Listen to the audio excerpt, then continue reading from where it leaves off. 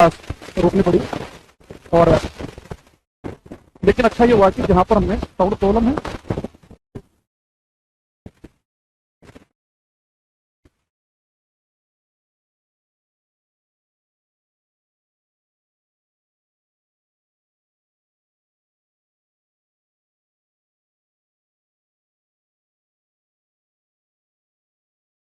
Check करना भाई अभी साउंड कैसा आ रहा है। आवाज में खरखराट बता रहा था एक बच्चा, अब बताओ कि कैसा साउंड आ रहा है। अभी देखना तो कुछ ठीक है कि नहीं।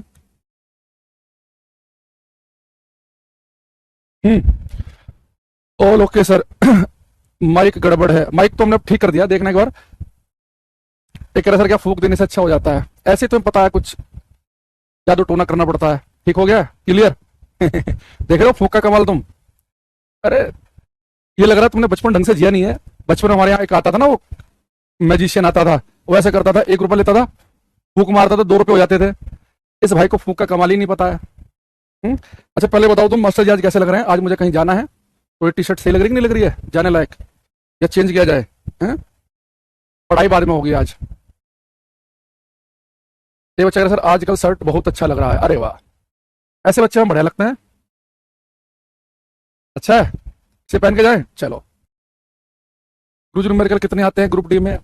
3-4 तो आ ही जाते हैं। हम्म एक कह रहा जी डेट पे जा रहे हो क्या? अरे भाई डेट बता रहा, ब्याह हो गया हमारे, 3 साल की बच्ची है, ये कह रहा जी डेट पे जा रहे हो क्या? डेट वेट से बाहर निकलो, ये हमारा जमाना चला गया 10 साल पहले। चलो यहाँ जाओ। अच्छा कल की क्लास में जब मैं आपको पढ़ा रहा था, तो कल हमने ये क्लास के अंदर टोटल इंटरनल रिफ्लेक्शन पूर्णांतरिक परावर्तन हमने पढ़ा था।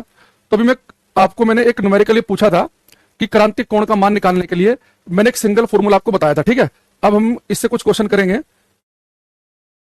ये मुझे कल ही कराने थे आपको, लेकिन कल की क्लास में हुआ क्या कि अचानक से नेट जाने से क्लास बंद हो गई। तो अब उसी चीज को हम आगे कंटिन्यू करेंगे। यहां पे देखना, ये करो, ये कह रहा बेटा हमारे से कि if the refractive index of water is 4/3 and that of glass is 5/3 then critical angle of light entering from glass जा रही है। क्रिटिकल एंगल बताना है, लेकिन इसने क्या किया है, पानी का रेफ्रेक्टिव इंडेक्स तो वही दिया जो हमने याद किया हुआ 4/3, लेकिन कांच का इसने 3/2 यानी कि 1.5 ना लेके 5/3 लिया है। तो जो इसने लिया है वही हमें मानना है। अब इस क्वेश्चन को करो। अगर आप कल की क्लास में आए थे तो क्वेश्चन बिल्कुल भी गलत नहीं होना चाहिए, इस बात का ध्यान रखना। ठीक है, ग्रुप डी का एग्जाम नवंबर तक जा सकता है क्या? लगता तो नहीं, मेरे हिसाब से पहले हो जाना चाहिए, होने को नवंबर तक भी जा सकता है। मैंने कल ही कोर्स खरीदा, लाइव लूं कि पीछे की क्लास देखूं? इतना दिमाग तो भाई तुम्हारे में खुद ही होना चाहिए। जब पीछे की क्लास कंप्लीट कर लोगे तभी तो लाइव क्लास में समझ पाओगे। इसमें कौन सा रॉकेट साइंस है? तो बिना पीछे देखे कैसे समझ जाओगे? देखो जल का पवर्तनांक कितना है बेटा? 4/3, कांच का है 5/3, और लाइट जा रही है कांच से जल में, तो लाइट जा रही है ग्लास से वाटर में। तो मैंने कल आपसे कहा था कि जैसे ही पेपर में आप देखो क्रांतिक कोण पूछा है, रेफ्रेक्टिव इंडेक्स पूछा है, तो क्रांतिक कोण देखते ही सबसे पहले आप साइड में फॉर्मूला लिख लेना, sign IC is equal to N2/N1। कुछ नहीं करना, ये फॉर्मूला साइड में लिख के छोड़ दो। अब देखो लाइट कहां से कहां जा रही है? ग्लास से वाटर में, ये पहला, ये दूसरा मीडियम हो गया। तो ग्लास का रेफ्रेक्टिव इंडेक्स कितना दिया है यहां देखना। ये मत कर देना कि आप N1 क्या करो 4/3 कर दो। जहां से लाइट चलेगी वो पहला मीडियम है, जहां पहुंचेगी वो दूसरा मीडियम है। तो ग्लास का जो रेफ्रेक्टिव इंडेक्स है वो 5/3 यूज करना है, और ये वाटर कितना है? 4/3। अब वैल्यू पुट कर दो। बहुत सारे बच्चे गलती क्या करते हैं, ये क्रिटिकल एंगल का फॉर्मूला लिखा N2/N1 और इसे N1 मान लेंगे, इसे N2 मान लेंगे। N1 N2 मानना किसे है? N1 का मतलब है पहले माध्यम का पवर्तनांक, तो पहला माध्यम तो कांच है। N2 है दूसरे माध्यम का, दूसरा माध्यम पानी है। तो ध्यान रखना पेपर में कभी कंफ्यूज हो गए गलती कर दो। तो पानी का इसका कितना दे रखा? 4/3, इसका दे रखा 5/3, 3 पहुंच जाएगा ऊपर, 3 से 3 कट गया तो आ गया 4/5। तो साइन IC आ गया 4/5। तो क्रिटिकल एंगल की वैल्यू आ जाएगी साइन इनवर्स 4/5। साइन इनवर्स 4/5 यानी कि इसका आंसर ए ऑप्शन है। तो जितने बच्चों ने ए दिया उनका बिल्कुल ठीक है। जो बच्चे इसका आंसर बी या डी दे रहे हैं उनका गणित कमजोर है। देखो अगर मुझे इसमें कुछ भी ना पता होता, कुछ भी, कि क्रिटिकल एंगल का फॉर्मूला क्या होता है, क्रिटिकल एंगल क्या होता है, मुझे कुछ भी नहीं पता, तब भी मैं डी और बी और डी पे तो मैं टिक नहीं लगाता बिल्कुल भी। पता क्यों नहीं लगाता? तो जो बच्चे इसका आंसर मान लो बेटा डी मान रहे हैं, चलो आपने डी मान लिया, तो यानी कि आप ये कहना चाह रहे हैं कि जो क्रिटिकल एंगल है वो कितना है? Sine inverse 2। तो साइन इधर चला जाएगा, तो साइन IC कितना हो गया? 2। बेटा साइन की वैल्यू कभी भी 1 से ज्यादा नहीं हो सकती, तो साइन का मान कभी भी 1 से ज्यादा नहीं हो सकता। साइन की मैक्सिमम वैल्यू होती है 1। तो यहाँ पे तो साइन की जो वैल्यू आएगी ना, अगर साइन को आप इधर ले जाओ तो साइन थीटा यहाँ पे 2 आएगा, तो साइन का मैक्सिमम वैल्यू 1 ही हो सकती है। यहाँ पे साइन इधर ले जाओ तो कितना आएगा? 5/4, ये भी 1 से बड़ी वैल्यू आएगी। तो सबसे पहले तो आपको ऑप्शन में से इन्हें बाहर करना है। तो जब हम पढ़ते हैं ना, कहीं की चीज कहीं अप्लाई होती है, तो हमारा दिमाग कितना जिंदा है, हम कितने कॉन्सेप्ट हमारे क्लियर हैं या केवल हम रट रहे हैं। ट्रिग्नोमेट्री केवल ट्रिग्नोमेट्री करते ही समय हमें याद आ रही है 5/4, ये भी एक से बड़ी वैल्यू आएगी। तो सबसे पहले तो आपको ऑप्शन में से इन्हें बाहर करना है। तो जब हम पढ़ते हैं ना, कहीं की चीज कहीं अप्लाई होती है, तो हमारा दिमाग कितना जिंदा है, हम कितने कॉन्सेप्ट हमारे क्लियर हैं या केवल हम रट रहे हैं। ट्रिग्नोमेट्री केवल ट्रिग्नोमेट्री करते ही समय हमें याद आ रही है या बाकी जगह भी याद आ रही है। तो आपको इस बात को ध्यान रखना है, ठीक। अच्छा, अब देखो यहां पे, ये हमारे पास में, दोबारा समझना ध्यान से, मैंने क्या कहा आपसे कि जब भी आपको पेपर में मैथमेटिक्स हो चाहे साइंस हो, जब भी साइन की वैल्यू चाहिए, अगर साइन इनवर्स है बेटा, साइन इधर जाएगा तो साइन साइन इनवर्स साइन हो जाएगा। नहीं, साइन थीटा का मान 2 है, हो ही नहीं सकता। यहां पे भी एक से ज्यादा हो ही नहीं सकता। समझ गए? इज इट क्लियर और note? Please let me know कि ये बात समझ में आई कि नहीं आई है। अगर मुझे क्रिटिकल एंगल कभी निकालना है और मुझे साइन दिख रहा है, तो मैं इस बात को देख लूं एक बार ऑप्शन से कि क्या साइन की वैल्यू 1 से ज्यादा है, तो ऑप्शन मेरा आंसर होगा ही नहीं। यही काम आप ट्रिग्नोमेट्री में भी करेंगे। मैथ में अगर क्वेश्चन आया कभी, लंबा चौड़ा क्वेश्चन देकर पूछ ले कि साइन थीटा का मान ज्ञात कीजिए या कोस थीटा, तो साइन थीटा कोस थीटा की मैक्सिमम वैल्यू 1 हो सकती है, तो 1 से जो बड़े आंसर है वो तो होंगे ही नहीं, ठीक है। साइंस की बुक आ जाएगी जून के लास्ट तक, जून के लास्ट तक। चलो एक क्वेश्चन ये करो, कह रहा है कि साधारण कांच के लिए वायु के सापेक्ष अपवर्तन सूचकांक 1.5 है, क्रांतिक कोण क्या होगा। बेटा आपसे क्रिटिकल एंगल पूछा है और कांच का रिफ्रैक्टिव इंडेक्स दिया है वायु के सापेक्ष, यानी कि लाइट जो है वो कांच से एयर में जा रही है, कांच से वायु में जा रही है। नवीन मोहम्मद कैफ साहब भी हमारे साथ जुड़े हैं। बचपन में हमारे, जो हम छोटे थे तो चाइल्डहुड हीरो थे हमारे मोहम्मद कैफ, मतलब बच्चे जब हम, आप तो खैर लोगों को नहीं पता होगा, जब हम 90s वाले हैं, जब बचपन में खेलते थे ना, अगर किसी बच्चे ने थोड़ी सी फील्डिंग अच्छी कर ली, कूद काद के एक आध बॉल रोक दी, तो उसका नाम मोहम्मद कैफ। जिसने बढ़िया खेल लिया उसका नाम सचिन तेंदुलकर। बैट्समैन यानी केवल बचपन में लगता था कि सचिन ही है, फील्डर यानी कि कैफी है। बॉलर तो पता ही है भारत में आपको कि कोई सीरियस लेता नहीं था उस जमाने में, अब तो खैर बुमराह जैसे आ गए हैं। तो साधारण कांच के लिए वायु के सापेक्ष अपवर्तनांक सूचकांक है 1.5। देखो इन्वर्टर लाइट जा रही है यहाँ पे ग्लास से एयर में, तो क्रिटिकल एंगल पूछ रहा है। तो मैंने आपको एक चीज बताई थी, अगर आप चाहो तो शॉर्टकट से भी कर सकते हो, चाहो तो डिटेल से भी कर सकते हो। मैंने कहा था लाइट कभी किसी मीडियम से एयर में जाए, अगर दूसरा मीडियम एयर हो, तो मैंने कहा था ना क्रिटिकल एंगल आप डायरेक्ट लिख देना। क्रिटिकल एंगल क्या होगा, साइन आईसी होगा 1/n, बताया था ना ये। तो n की वैल्यू कितनी दे रखी है कांच का, 1.5 दे रखा है, तो हो जाएगा ये आईसी की वैल्यू हो जाएगी साइन इनवर्स 1/1.5। साइन इनवर्स, तो ये तो आंसर हो ही नहीं सकता 1.5 वाला, क्योंकि साइन इधर जाएगा, साइन थीटा की वैल्यू एक से ज्यादा नहीं हो सकती, कोस थीटा की भी एक से ज्यादा नहीं हो सकती, दोनों ऑप्शन तो आंसर है ही नहीं। आंसर इसका ए ऑप्शन, तो बी और डी तो इसका आंसर हो ही नहीं सकता, इस बात को ध्यान रखना। ये कौन बच्चा है, ये यतन कुमार और ये हेमंत कुमार मीणा, कम से कम आधे घंटे, और भी उल्टा करके। अभी 2 मिनट पहले क्या बताया तुम्हें कि भैया साइन की वैल्यू कभी 1 से ज्यादा नहीं हो सकती। अभी बताया थोड़ी देर पहले ये कि साइन का जो मैक्सिमम मान है वो 1 हो सकता है, साइन थीटा कोस थीटा की जो वैल्यू है वो 1 से ज्यादा नहीं होगी। साइन इधर ले जाएंगे, नहीं साइन थीटा यहाँ पे 1.5 है, हो ही नहीं सकता, कोस थीटा की वैल्यू 1.5 हो ही नहीं सकता, ये बी और डी बता रहे हैं। अच्छा ये तो हो गया, मैंने आपसे कहा था अगर लाइट किसी मीडियम से एयर में जा रही हो, अगर दूसरा मीडियम एयर हो, अगर दूसरा माध्यम हवा हो, तो मैंने कहा था कि आप ये फॉर्मूला भी कर सकते हैं, sign IC equal to 1/n। लेकिन आप कह रहे सर हम इससे नहीं कर रहे, हम तो अपने बेसिक फॉर्मूले से ही करेंगे, एकमात्र फॉर्मूला ही याद रखेंगे, तो उससे कर लो, sine IC equal to n2/n1। तो बेटा पहला मीडियम क्या है, ग्लास, दूसरा है एयर, तो ग्लास का रिफ्रैक्टिव इंडेक्स कितना है 1.5, और एयर का न्यूमेरिकल में लेके चलते हैं 1, तो आप पुट कर लो, n2 की वैल्यू कितनी है 1, n1 की वैल्यू है 1.5, तो चाहे इससे कर लो कोई फर्क नहीं पड़ेगा, आंसर सेम ही आएगा। लेकिन ये वाला आपको हर जगह काम करेगा, लाइट चाहे कांच से पानी में जाए चाहे कांच से हवा में जाए, ये फॉर्मूला जो है केवल तभी काम करता है अगर दूसरा मीडियम हवा हो, 1/n वाला, ठीक है। एक बच्चा और भाई, ये कैसे कैसे बच्चे आते हैं क्लास में, क्या करूं मैं इनका। कह रहा जी इस बैच को रिकॉर्डेड में कन्वर्ट कर दो, कैसे रिकॉर्डेड में कन्वर्ट करते हैं भाई से, जब लाइव बैच है रिकॉर्डेड में कैसे कन्वर्ट होगा ये मूर्खों जैसी बातें क्लास में नहीं करनी। अगर आपको कुछ इशू है तो कॉल सेंटर नहीं है, आप 10 बजे के बाद कॉल सेंटर पे फोन करना, वो आपकी प्रॉब्लम को सोल्व करेंगे। यहाँ पे आप बच्चों को पढ़ाने दो, डिस्टर्ब मत करो क्लास में, ठीक है। चलो आगे,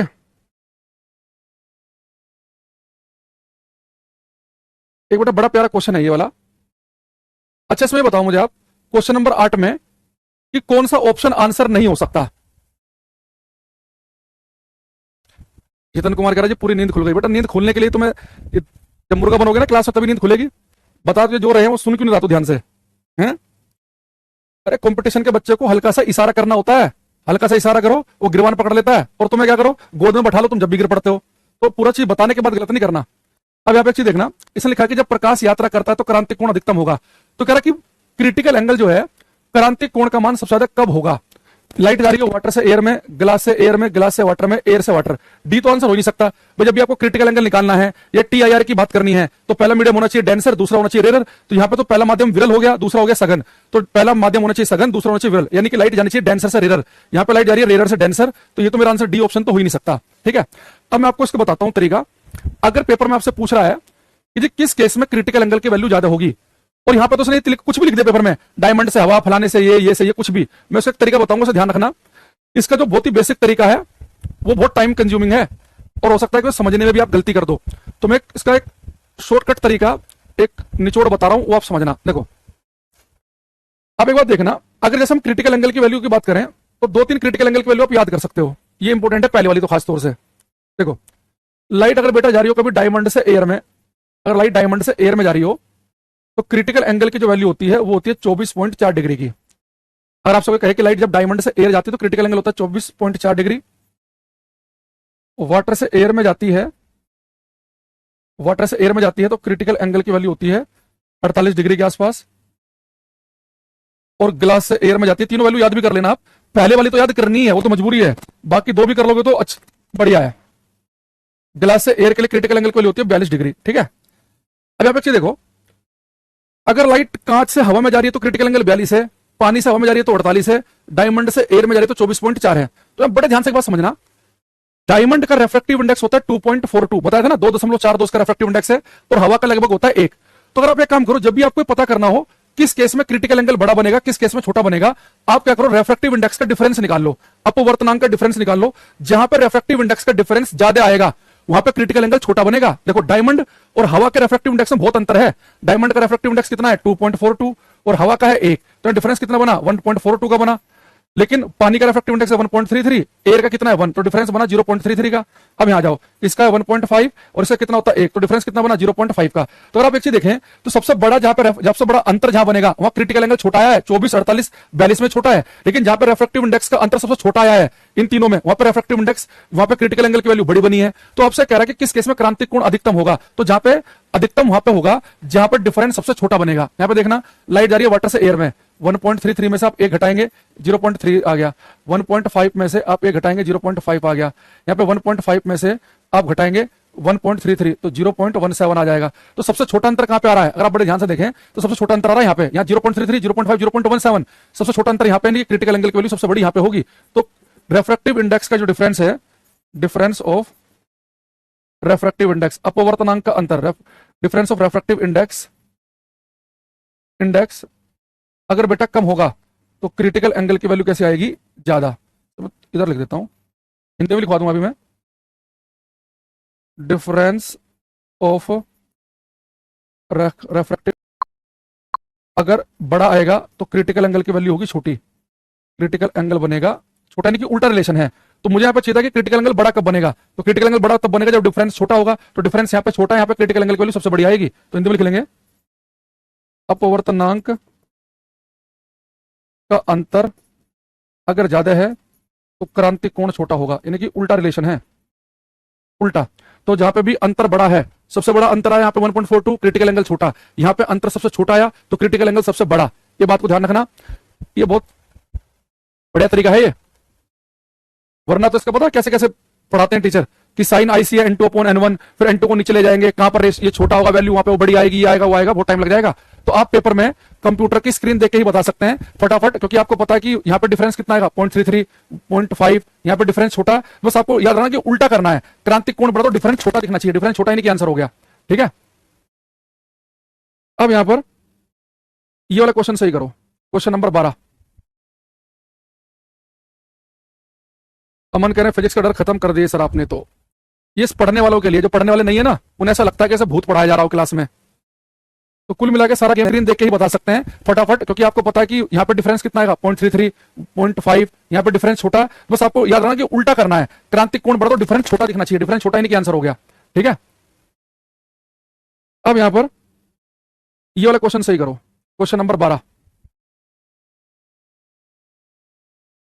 अमन कह रहे हैं फिजिक्स का डर खत्म कर दिए सर आपने। तो ये पढ़ने वालों के लिए, जो पढ़ने वाले नहीं है ना, उन्हें ऐसा लगता है कि ऐसे भूत पढ़ाया जा रहा हो क्लास में। तो कुल मिला के सारा गेम ये है कि आप कितने सीरियस हैं वो सब आपके ऊपर है, टीचर सबको बराबर पढ़ा रहा है, मैं किसी को स्पेशल नहीं पढ़ा रहा। अब उनमें से कुछ बच्चे समझते हैं, कुछ नहीं समझ पाते, वो उनके ऊपर है। ठीक है अर्जुन गुप्ता जी, करो पीछे क्लास खत्म करो जल्दी। कह रहा है कि जलवायु और कांच वायु इंटरफेस के महत्वपूर्ण कोणों के जलवायु और वायु कांच इंटरफेस के क्रांतिक कोणों के बीच का संबंध बताना है। क्रांतिक कोणों के बीच का संबंध देखो आपसे पूछ रहा है कि relation between critical angle of water air and glass air. ये कह रहा है कि लाइट जा रही है वाटर से एयर में, एक बार जा रही है ग्लास से एयर में, तो यहाँ पे क्रिटिकल एंगल है CW, यहाँ पे CG। तो इनमें क्या संबंध है? क्या दोनों केस में क्रिटिकल एंगल सेम होगा, वाटर वाले केस में बड़ा होगा या इसमें बड़ा होगा, ये आपको बताना है। अभी आपको मैंने हालांकि बताया ये कि वाटर से जब लाइट जारी होती है एयर में तो क्रिटिकल एंगल की वैल्यू लगभग 48 डिग्री है, और यहाँ पे कितनी बताई थी 42। तो ये तो रटने वाले में से आ गया। तो वाटर एयर के लिए क्रिटिकल एंगल की वैल्यू क्या बनेगी? ज्यादा। बी ऑप्शन आप बिल्कुल सही बता रहे हैं। अगर आपको वैल्यू नहीं भी रटी होती कि सर यहाँ पे इसका आंसर 48 है, इसका 42 है, तो आप डिफरेंस निकाल लेते। यहाँ डिफरेंस निकालेंगे 0.33 आएगा, यहाँ डिफरेंस आएगा 0.5। तो जहां डिफरेंस छोटा उसके लिए क्रिटिकल एंगल की वैल्यू बड़ी बनेगी, तो डिफरेंस छोटा तो क्रिटिकल एंगल की वैल्यू बड़ी। तो आंसर आएगा इसका बी ऑप्शन। ये सनी ढाका का गलत है और एक सुषमा कुमारी का, बाकी सबका ठीक है। आज आ जाएंगी सारी PNG आपकी। अगर डिफरेंस सेम होगा तो क्रिटिकल एंगल भी सेम ही आएगा। भाई आप खुद सोच कि डिफरेंस सेम आएगा तो क्रिटिकल एंगल सेम ही बनेगा, फिर ये करना। दिवाकर, शिवांशु, गौतम, शिवम कुमार, पंकज, गुड्डू ठाकुर, मोहम्मद कैफ, अमन कुमार, करते रहो। कह रहा कि the refractive index of diamond is 2.42, the critical angle for total inter reflection for light passing from diamond to air. बेटा तो सीधा रटने वाली क्वेश्चन आ गया कि लाइट डायमंड से एयर में जा रही है तो क्रिटिकल एंगल कितना होगा? तो आपको याद रखना 24.4 डिग्री है, मैंने आपको बताया था 24.4। ये आपको तीनों याद भी रखने। देखो इससे भी क्वेश्चन आ गया जो मैंने आपको वैल्यू रटवाई है डायमंड से एयर वाले केस में, इससे भी बात बन गई कि वाटर एयर के लिए 48 होता है, ग्लास एयर के लिए 42 होता है। ठीक है, तो ये मुझे यहां तक का आपको कल की क्लास में पढ़ाना था, लेकिन कल जो है थोड़ा सा इंटरनेट ने हमें धोखा दे दिया। डेविड, सुनील, वेद प्रकाश, राम गोपाल यादव, केशव वर्मा, आकाश, कार्तिक, सुनील, रजनीश, कपिल सैनी, शशिकांत, फैजान हुसैन, गुड्डू, बहुत बढ़िया, सबके आंसर ठीक आए हैं। विपिन वीर जैनवाल जी का भी। अब बढ़ते हैं आगे। अब देखो ये बेटा जो मैं आपको टीआईआर बता रहा हूं, देखो अब इसमें न्यूमेरिकल वाला जो है वो केवल इसी से ही पूछ सकता है आपसे। अब आते हैं कि वो थ्योरेटिकल क्वेश्चन क्या पूछता है हमारे से, उस पर आते हैं। साफ करने के लिए कुछ नहीं है तो हमारी बनियानी ही पड़ी है, इसका यूज कर लेते हैं, घर वाले गुस्सा ना करें कहीं।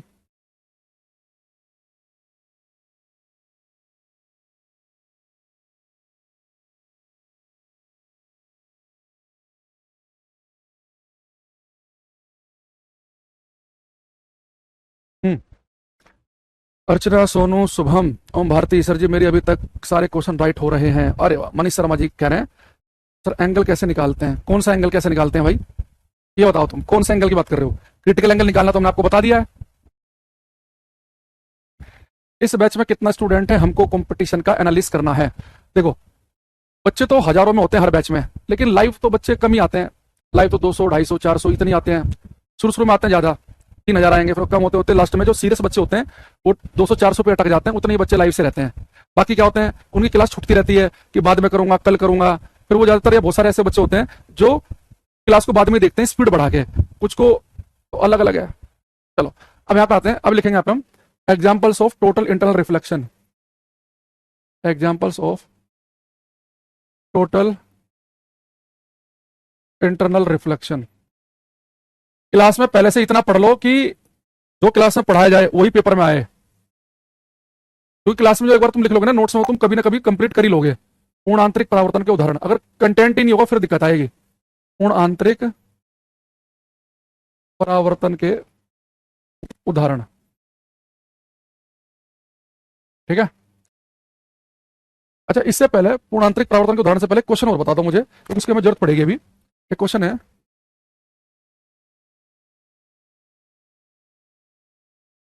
The value of refractive index depends on, option दूंगा तब बताना। अपवर्तनांक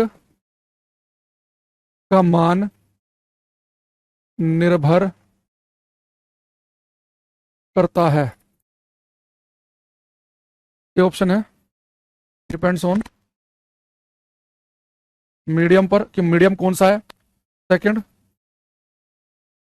कलर ऑफ लाइट प्रकाश के रंग पर, सी है A and B both, D है टेम्परेचर तापमान, ई है ए बी एंड डी। एक क्वेश्चन आपके सामने है, ये पूछ रहा है कि अपवर्तनांक का मान किन चीजों पर निर्भर करता है, ये आपको बताना है।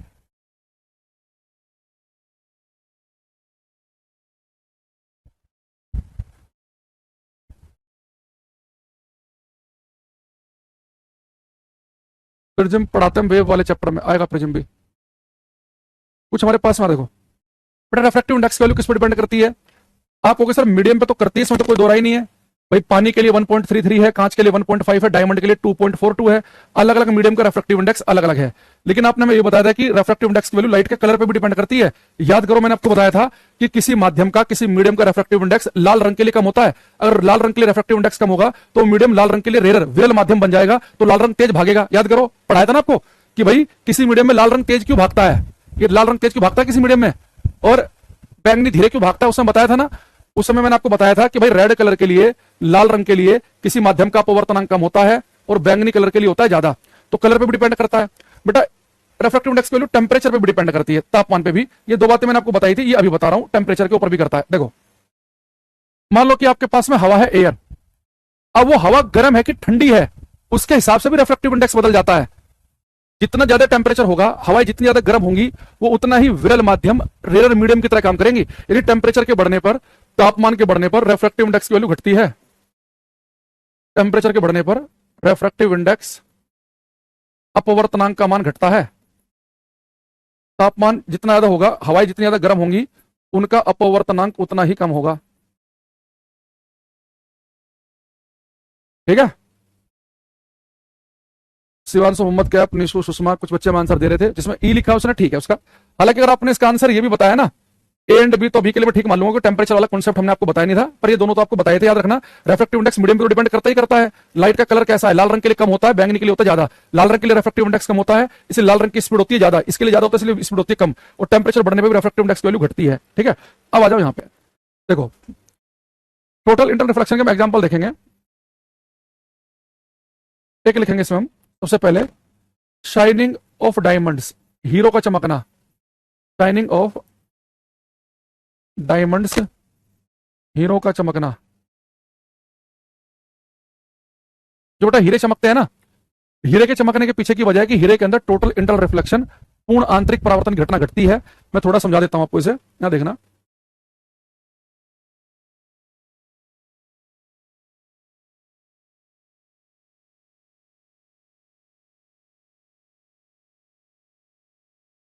यहां देखना ध्यान से बेटा, एक डायमंड है, मान लो कि एक बढ़िया तरासा हुआ डायमंड है। ठीक है।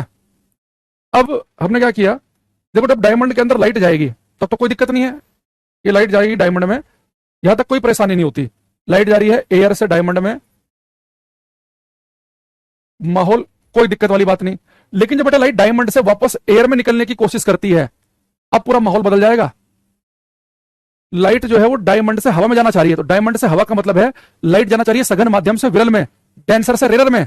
तो लाइट जब सघन से विरल माध्यम में जाने की कोशिश करती है, सघन से विरल, डेंसर से रेयर में जाने की कोशिश करेगी, तो आपको पता ही है कि जब लाइट डेंसर से रेयर में जाए, सघन माध्यम से विरल में जाए, अगर वो क्रिटिकल एंगल से बड़े एंगल पर टकरा जाए तो लाइट टोटली रिफ्लेक्ट हो जाती है। बताया था ना कल की क्लास में कि लाइट अगर सघन माध्यम से विरल माध्यम में जाए और क्रिटिकल एंगल से बड़े पर टकरा जाए। अच्छा, डायमंड और एयर के लिए क्रिटिकल एंगल की वैल्यू है भी बहुत छोटी, 24 डिग्री के आसपास है। तो लाइट का है 24 डिग्री से बड़े एंगल पर टकराने की संभावना ज्यादा है कि लाइट यहां टकरा जाए 30 पे, 32 पे, 50 पे, 70 पे, 75 पे, 90 तक बहुत सारे एंगल बनेंगे। तो यानी कि लाइट क्या करेगी, अगर वो 24 से बड़े एंगल पर टकरा गई तो डायमंड के अंदर रिफ्लेक्ट हो जाएगी, पूर्ण रूप से वापस आ जाएगी, लाइट डायमंड से बाहर निकल ही नहीं पाएगी।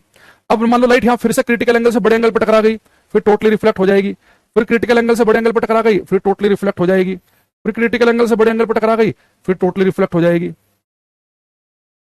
अब मान लो कि बहुत देर के बाद ऐसा हुआ कि लाइट 24.4 डिग्री से बड़े छोटे एंगल पर टकराई, बड़े एंगल पर टकराई छोटे पे, तो लाइट बाहर निकल जाएगी। अगर क्रिटिकल एंगल से छोटे एंगल पर टकराएगी तो बाहर निकलेगी। अब जो लाइट बाहर निकली, ये बहुत ही इंटेंस लाइट होगी, जब ये आपकी आंख में पहुंचेगी तो आपको बहुत चमक दिखेगी, क्योंकि जो लाइट एक बार डायमंड के अंदर घुस जा रही है तो लगातार डायमंड के अंदर ट्रैप हो जा रही है, इकट्ठी होती जा रही है डायमंड के अंदर ही, तो जब बाहर निकल के आएगी तो बहुत चमक लगेगी आंख पे, इसलिए आपको डायमंड चमकते हुए दिखते हैं, क्योंकि डायमंड के अंदर लाइट क्या करती है, जो घुसती है वो ट्रैप होती रहती है, तो वो इंटरनल रिफ्लेक्शन होते रहते हैं बहुत सारे, तो जो लाइट अंदर आती जा रही है ट्रैप होती है, जब बाहर निकल के आ रही है तो बहुत इंटेंस लाइट आती है वो, तो इसलिए आपको बहुत ज्यादा चमक दिखाई देती है डायमंड में। ठीक है, तो डायमंड के अंदर कौन सी घटना हो रही है, लाइट का पूर्ण आंतरिक परावर्तन क्यों हो पा रहा है, क्योंकि एक तो लाइट सघन माध्यम से विरल माध्यम में जाना चाह रही है, डेंसर से रेयर, और दूसरा क्या है कि क्रिटिकल एंगल से बड़े एंगल पर टकराने की संभावना ज्यादा है, क्योंकि क्रिटिकल एंगल छोटा है। ठीक है, दूसरी चीज एक लिखेंगे इसमें, हम सेकंड एग्जांपल लिखेंगे, formation of mirage, formation of mirage, मृग मरीचिका का बनना, फॉर्मेशन ऑफ मिराज, मृग मरीचिका का बनना। देखो बेटा, मिराज हो सकता है कि आप पहली बार नाम सुन रहे हो, पर देखा लगभग सबने है। देखो ये मिराज क्या है, ये सबसे बढ़िया समय है इस समय मिराज देखने का, अद्भुत समय है ये। अभी जो महीना चल रहा है ना, मई जून का, बढ़िया गर्मी पड़ती है दोपहर को, तो आप अगर कहीं आपको हाईवे पर जाने का मौका मिले, आप गाड़ी से या बाइक से या अपनी किसी बस से जा रहे हैं, तो आप एक चीज करना, जब हाईवे पे जा रही होगी ना आपकी गाड़ी, दोपहर का समय हो, बढ़िया गर्मी पड़ रही हो, तो कहीं दूर सड़क पर देखते हुए चलना, तो आपको कहीं ऐसा लगेगा जैसे वहां पर कुछ धूप ऐसे चमकती लगेगी, जैसे कुछ पानी सा बिखरा हुआ है, आपको इल्यूजन लगेगा जैसे वो पानी है कुछ, तो जो आपको भ्रम होता है, जो इल्यूजन होता है, इसे हम कहते हैं मिराज। तो गर्मी के मौसम में खेतों में जाते समय भी कई बार ये दिखता है, रेगिस्तानों में बहुत अच्छा मिराज बनता है, रेगिस्तानों में तो कई बार ऐसा लगता है कि पूरी एक झील की झील बह रही हो, तो गर्मी के मौसम में सड़क के किनारे पर या फिर हाईवे पर या खेत में जाते समय जो आपको लगता है कि कुछ वहां धूप सी हिल सी रही है, कुछ पानी सा बिखरा हुआ है, जो इल्यूजन हो रहा है, जो भ्रम हो रहा है, उसे हम कहते हैं मिराज, मृग मरीचिका। ये राजस्थान के पेपर में बहुत आता है ये। ठीक है, अब ये देखो मिराज क्यों बनता है, मैं आपको थोड़ा सा बताऊं, यहाँ देखना, देखो ये मिराज क्या है, ये सबसे बढ़िया समय है इस समय मिराज देखने का, अद्भुत समय है ये।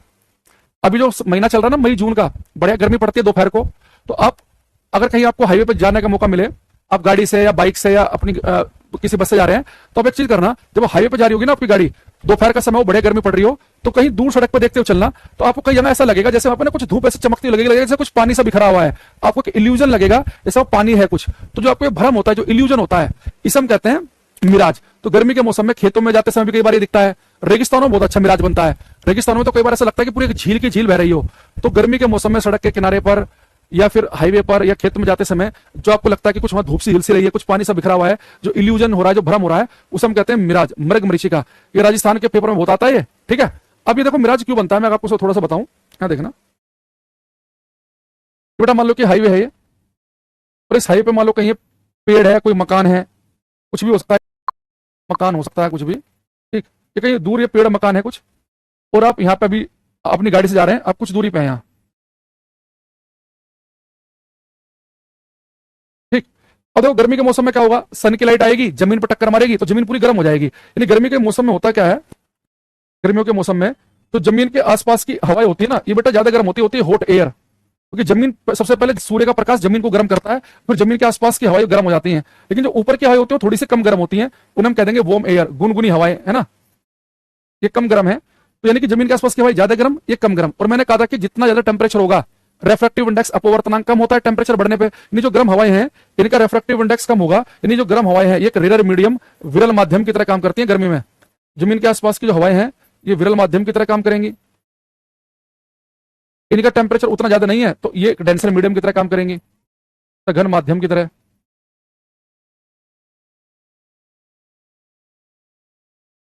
यानी गर्मी के मौसम में होता क्या है कि जमीन के आसपास की बहुत ज्यादा तप जाती है, इतनी ज्यादा हवाएं गर्म होंगी, गर्म हवाएं विरल माध्यम की तरह काम करती हैं, जो उतनी गर्म नहीं है वो सघन माध्यम की तरह काम करती हैं। अब यहाँ पे देखना बड़े ध्यान से कि अभी मैंने बताया था ना आपको कि टेम्परेचर के बढ़ने पर, तापमान के बढ़ने पर रेफ्रेक्टिव इंडेक्स अपवर्तनांक का मान कम होता है, तो जो गर्म हवाएं होंगी उनका टेम्परेचर ज्यादा होगा, तो टेम्परेचर ज्यादा, रेफ्रेक्टिव इंडेक्स यानी कि विरल माध्यम।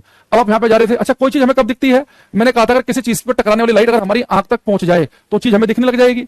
अब मान लो यहाँ देखना कि इस पेड़ पर सन की लाइट टकराई, और लाइट टकराने के बाद में लाइट चल रही है। अब मान लो कि लाइट यहां तक पहुंची है, लेकिन जैसे बेटा लाइट यहां से डेंसर से रेयर मीडियम में जाने की कोशिश कर रही है। देखो ये ऊपर वाली हवाएं कैसी है, सघन माध्यम, नीचे वाली विरल माध्यम।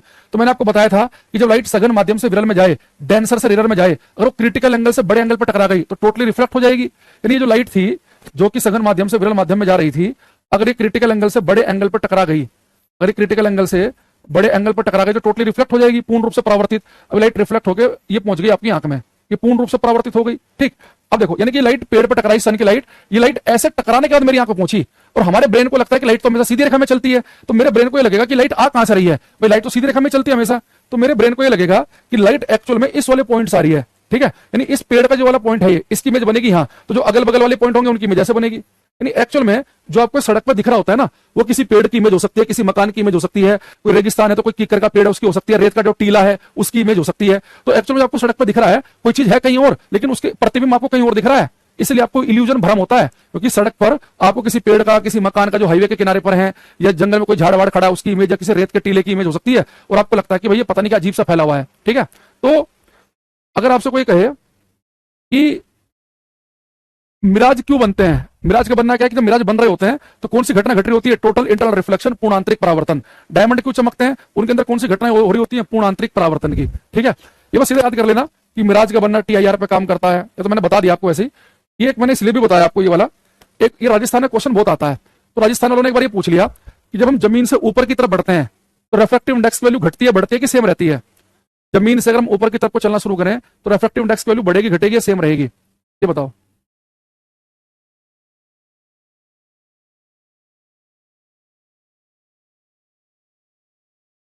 देवचा कह रहा है गुरुजी पटना मीटअप का क्या धाकड़ एंट्री की थी आपने, most underrated teacher in career will.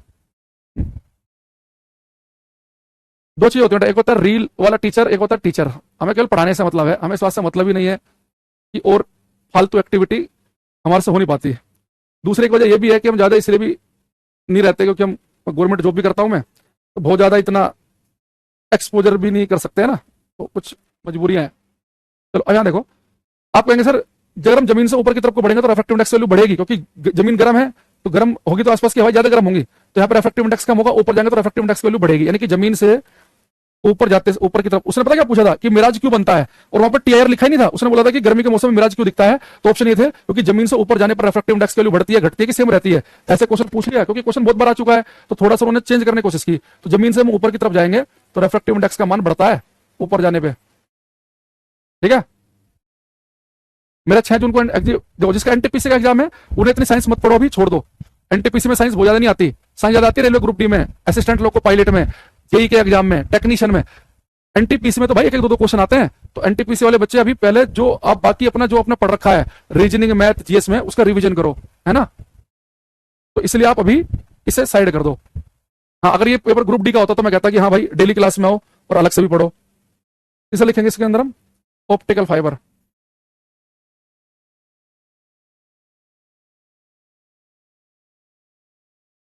Sir आप गवर्नमेंट जॉब क्या करते हैं, गवर्नमेंट जॉब क्या करते हैं, हम हैं वैज्ञानिक सहायक, भारत सरकार, जल मंत्रालय।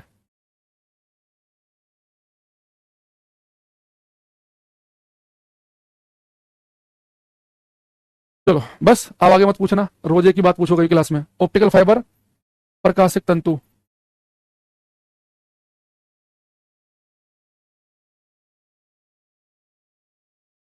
देखो ऑप्टिकल फाइबर क्या है कि,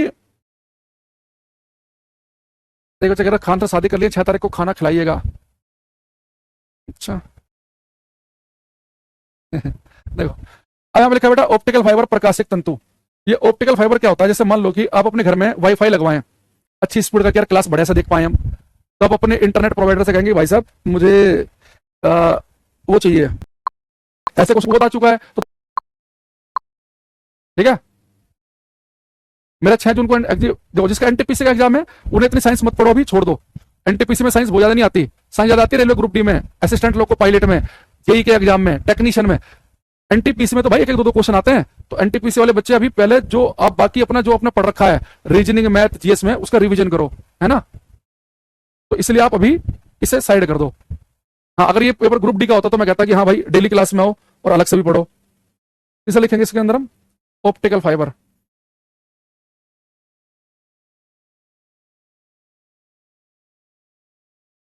सर आप गवर्नमेंट जॉब क्या करते हैं, गवर्नमेंट जॉब क्या करते हैं, हम हैं वैज्ञानिक सहायक,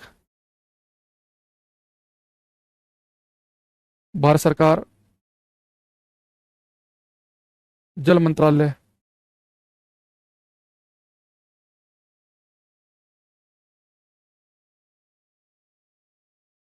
चलो बस, अब आगे मत पूछना, रोज एक ही बात पूछोगे क्लास में। ऑप्टिकल फाइबर, प्रकाशिक तंतु।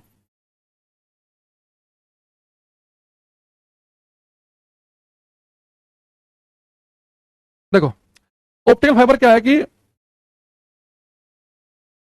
देखो, अगर खान से शादी कर लिया, 6 तारीख को खाना खिलाइएगा। अच्छा। देखो, अब यहाँ पे लिखा है बेटा ऑप्टिकल फाइबर, प्रकाशिक तंतु। ये ऑप्टिकल फाइबर क्या होता है, जैसे मान लो कि आप अपने घर में वाईफाई लगवाएं, अच्छी स्पीड का, यार क्लास बढ़िया से देख पाए हम, तो आप अपने इंटरनेट प्रोवाइडर से कहेंगे भाई साहब मुझे आ, वो चाहिए, वाईफाई चाहिए बढ़िया स्पीड वाला, ओके मिल जाएगा। ऑप्टिकल फाइबर वाला मिलेगा और थोड़े पैसे ज्यादा लगेंगे अपना, ठीक है कोई बात नहीं। तो ऑप्टिकल फाइबर क्या होता है, फाइबर का मतलब होता है धागा। तो जितना मोटा एक धागा होता है, या जितना मोटा मेरे सर का बाल है, इतनी मोटी कांच की ट्यूब के अंदर ऑप्टिकल फाइबर में सिग्नल ट्रेवल करता है, इतने पतले से तार में। और इसके ऊपर हम फिर कुछ प्लास्टिक की लेयर चढ़ा लेते हैं, तो बाहर से देखने पे तो ये आपको मोटा लगेगा, लेकिन जिसके अंदर सिग्नल ट्रेवल कर रहा होता है वो बिल्कुल सर के बाल जितना मोटा एक ग्लास का एक तार होता है, ट्यूब होती है। अब इसमें हम करते क्या है कि जो ट्यूब हमने ली है कांच की, ये बहुत ही हाई रिफ्रैक्टिव इंडेक्स की होती है, उच्च अपवर्तनांक की, ताकि डेंसर मीडियम की तरह काम करे, सघन माध्यम की तरह काम करे। तो जो ट्यूब है वो सघन माध्यम की तरह काम करती है, उसके ऊपर जो लेयर चढ़ी हुई है उनका रिफ्रैक्टिव इंडेक्स कम होता है, रिफ्रैक्टिव इंडेक्स अपवर्तनांक कम है, तो विरल माध्यम रेयर की तरह काम करेंगी। अब हम क्या करेंगे, सिग्नल छोड़ेंगे। अब जो सिग्नल छोड़ा वो सिग्नल कहां से कहां जा रहा है, ट्यूब से जा रहा है, बाहर की तरफ को जाना चाह रहा है। तो ट्यूब का क्या है, सघन माध्यम है, जो अंदर कांच की ट्यूब है सघन माध्यम है, जो बाहर लेयर चढ़ी हुई है विरल माध्यम है। यानी कि जो सिग्नल हम छोड़ेंगे वो डेंसर से जा रहा है रेयर में, सघन माध्यम से जा रहा है विरल में। तो अगर हम सिग्नल को सघन माध्यम से विरल माध्यम में छोड़ें, अगर वो क्रिटिकल एंगल से बड़े एंगल पर टकरा जाए तो टोटली रिफ्लेक्ट हो जाएगा, पूर्ण रूप से परावर्तित हो जाएगा। यानी कि जो सिग्नल ऑप्टिकल फाइबर में छोड़ा जाता है वो क्रांतिक कोण से बड़े कोण पर छोड़ेंगे ताकि टोटली रिफ्लेक्ट हो जाए। तो सिग्नल बेटा टोटली रिफ्लेक्ट होते होते आगे की तरफ बढ़ता है। यानी कि जो सिग्नल यहां से छोड़ा गया वो सिग्नल टोटली पूर्ण रूप से परावर्तित होते होते आगे बढ़ रहा है, यानी सिग्नल की लीकेज नहीं है इसमें। जैसे स्ट्रेंथ होगी सिग्नल की, बिल्कुल सेम वही स्ट्रेंथ, लगभग वही सेम स्ट्रेंथ आपके घर पे पहुंच जाएगी। यानी इसमें सिग्नल जो होगा स्ट्रॉन्ग सिग्नल आपको मिलेगा, ठीक है। तो ऑप्टिकल फाइबर के अंदर कौन सी घटना घट रही होती है, ऑप्टिकल फाइबर के अंदर भी लाइट क्या कर रही होती है, सिग्नल क्या कर रहा होता है, टोटल इंटरनल रिफ्लेक्शन, पूर्ण आंतरिक परावर्तन, यानी कि पूर्ण रूप से परावर्तित होते होते बहुत लंबी दूरी भी तय करा सकते हैं आप इससे। नॉर्मल जो वायर होते हैं उसमें लीकेज होती है सिग्नल की, तो सिग्नल बहुत स्ट्रॉन्ग छोड़ा लेकिन आपके घर तक वीक सिग्नल पहुंचेगा, तो लंबी दूरी के लिए गड़बड़ हो जाएगा मामला। जबकि ऑप्टिकल फाइबर में क्या होता है कि सिग्नल जो होता है वो पूर्ण रूप से परावर्तित होते हुए आगे बढ़ता है, ठीक है।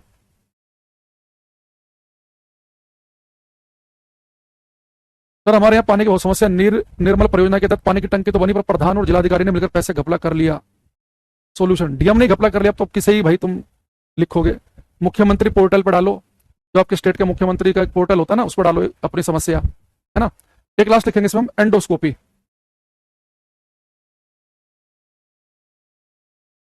एंडोस्कोपी,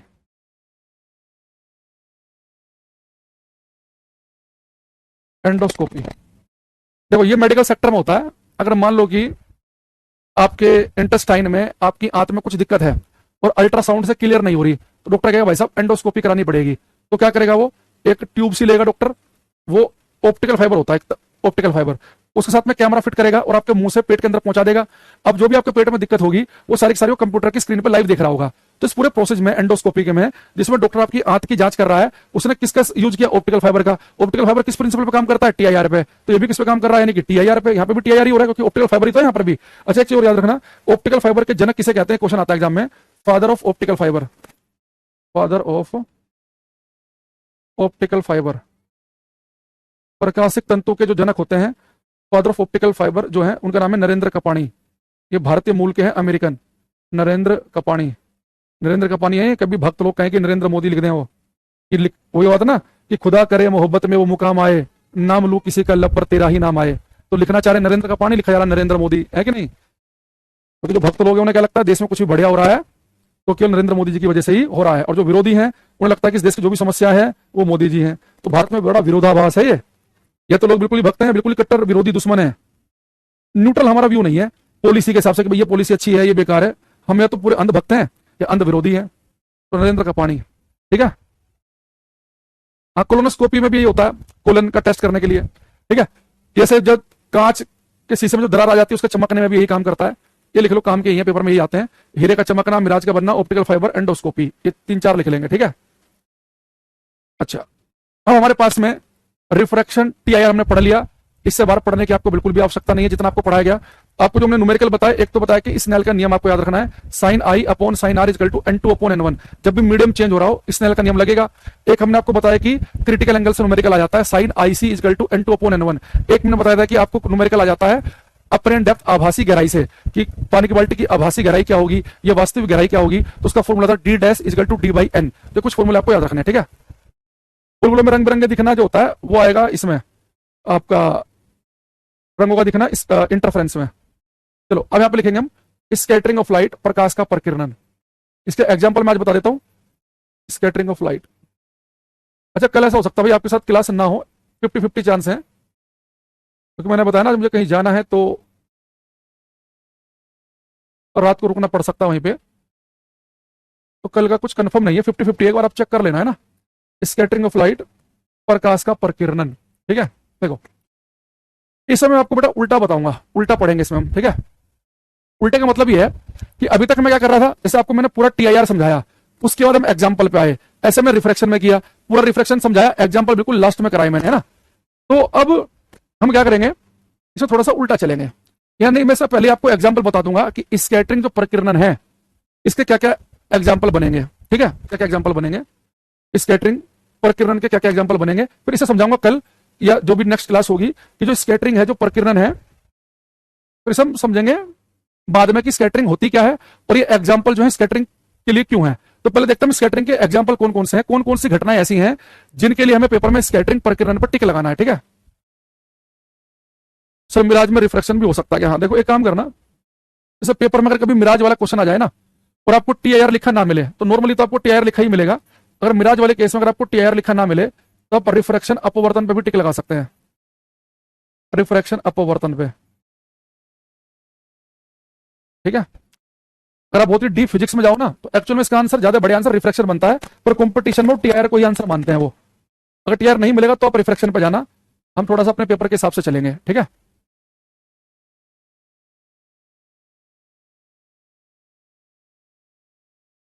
अब देखो, अब स्कैटरिंग बेटा देखो कब कब हमारा आंसर होगा, यहाँ पे बड़े ध्यान समझना। सबसे पहले मैं इसका शॉर्ट, ठीक है, अगर आप बहुत ही डीप फिजिक्स में जाओ ना तो एक्चुअल में इसका आंसर ज्यादा बड़े आंसर रिफ्रैक्शन बनता है, पर कंपटीशन में टीआईआर को ही आंसर मानते हैं वो। अगर टीआईआर नहीं मिलेगा तो आप रिफ्रैक्शन पे जाना, हम थोड़ा सा अपने पेपर के हिसाब से चलेंगे, ठीक है।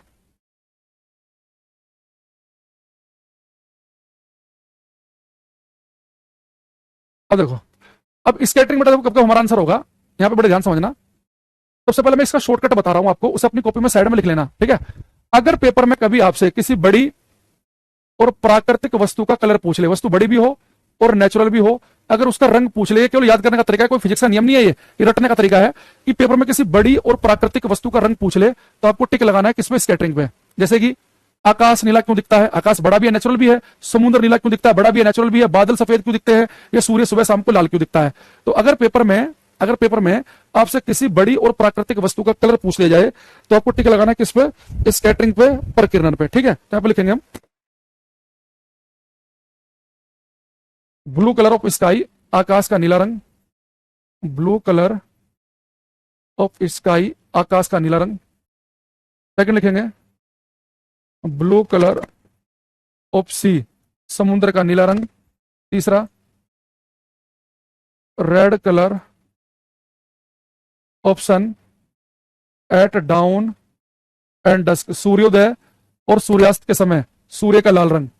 सूर्योदय, डाउन होता सनराइज, डस्क होता सनसेट, सूर्योदय और सूर्यास्त के समय सूर्य का लाल रंग, सूर्य का लाल रंग। लास्ट लिखेंगे white colour of clouds and smoke, बादलों और धुएं का सफेद रंग, बादलों और धुएं का सफेद रंग, ठीक है। तो पेपर में पूछेगा कि आकाश नीला क्यों है, समुद्र नीला क्यों है, सूर्य लाल क्यों दिखता है, बादल सफेद क्यों दिखते हैं, सबका आंसर स्कैटरिंग याद रखना। इनका आंसर स्कैटरिंग क्यों है, स्कैटरिंग होता क्या है, ये हम समझेंगे। टेस्ट में क्वेश्चन था बबल में रंगों का दिखना, अगर रंग पूछ रहा है ना कि साबुन के पानी के बुलबुले रंग बिरंगे क्यों दिखते हैं, तो उसका आंसर है इंटरफेरेंस, व्यतिकरण, टीआईआर उसका आंसर नहीं है, ठीक है।